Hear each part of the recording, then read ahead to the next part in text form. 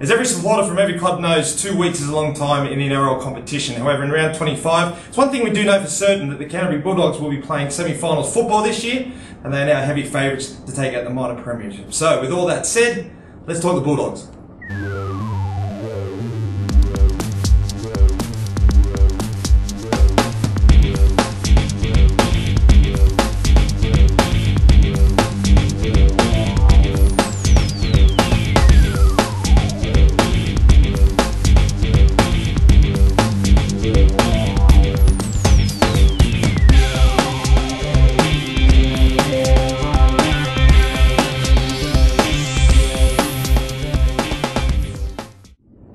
So welcome to Big League Live with the 2012 Finals Series preview. I'm here with Maria today, one of our staff writers on Big League. Thanks for joining us today, Maria. She's also the encyclopedia of everything Canterbury Bulldogs. So, Maria, look, is it safe to say, as we approach the semi-final series, the Canterbury Bulldogs, are they the overachieving team in the NRL for the 2012? It's probably something you could say about them. If you look at them on paper, especially at the beginning of the year, you probably wouldn't have backed them. You've got guys like Josh Reynolds, haven't played much first grade. Sam Casiano even, come up from Toyota Cup, not much known about him, but they've all been amazing and they seem to work well together under Des. Yeah. I guess with Des Hasler coming in as the coach at the start of the season, I guess it wasn't a great deal. I guess they thought it was going to be a certain period of time before Des Hasler would probably take control of the Bulldogs and for to see some good results. But look, they've proved themselves quite quickly, quite fast. Yeah, they have, and obviously the 12 in a row is massive. They probably didn't deserve to win last week, but still they'll take it. I personally expected it to take a few years. I didn't even put them in my top 8 at the beginning of the year, so that's pretty embarrassing. Oh, wow. Yeah. I guess let's have a look at the forward pack. We've got some big boppers in there, and we're talking Casiano, Pritchard, and obviously Aiden Tolman. Look, they've really set the standard for front row forwards, and obviously sort of in that back row for the 2012 season. Very imposing forward pack, really. Definitely, and the best thing about them is their ball playing. Has given them the directive to act like halves. Yeah, running ball play. Yeah, and they're doing really well. And also James Graham, obviously he's been in the England team and all of that, but we didn't really know how he'd do in the NRL, and he plays amazing minutes and he's got a lot of impact. Now Josh Reynolds, Maria, I've watched a number of games this year and he just gets battered from pillar to post, but every time it happens he gets up and all of a sudden it makes him more enthusiastic. He gets even more animated, and he's just a tough competitor. Definitely. I think that's part of the reason why he's so good.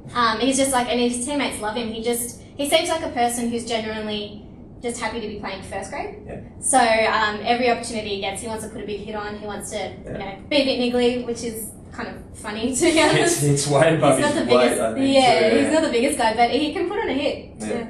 Now look, I knew it wouldn't take long before we get to the B word, Ben Barber. Look, I don't know, there's so many superlatives I guess we could put into one sentence to describe the way he's played this year, but again, I don't know what to say. Ben Barber, he's absolutely on fire. You know what? When he started playing Toyota Cup in 2008, people wanted him in the team straight away.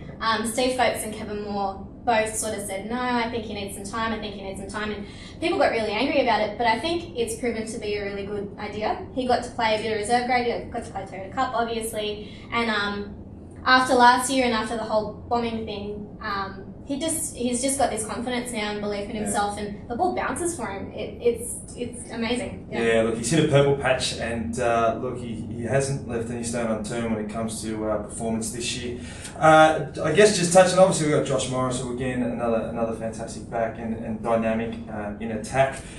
Look, is there any weaknesses in the Bulldogs team? Look, over the past 12 weeks, it's been hard to pinpoint what a weakness would be. Yeah. I think the fact that they get penalised so often might come to bite them in the finals.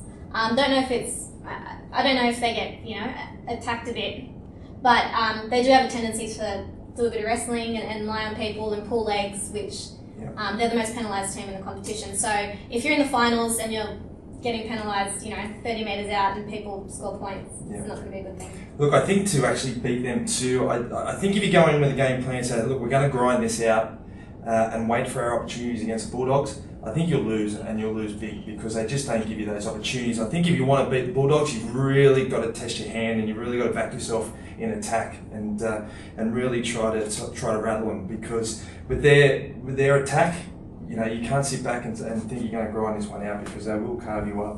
And Nathan Hindmarsh said the last time they played them, he just said, I didn't think they'd be that good. Yeah. You know, they just kept coming, and they've just learned to do that, and they've got so much confidence, which is the scary sort of part there. You said before weaknesses, and I guess the other thing is Josh Reynolds and Chris Keating have never played finals football. I think that'll really tell on the team when it's obviously a whole different ballgame. So depending on how they take the pressure, they could maybe fall over at the final hurdle, maybe the prelim, but if they make the grand final, it'll be a great thing. Exactly. Look, we know that semi-finals football, that's a totally different ball game. We've had around 26 rounds, but come finals time, it's a totally different ball game, and one mistake, and you could see you finish for 2012. Look, Maria, thanks again for today. That's the Bulldogs going in. We're going to be back with the rest of the top 8 teams going into the finals, so make sure you join us on Big League Live. See you soon.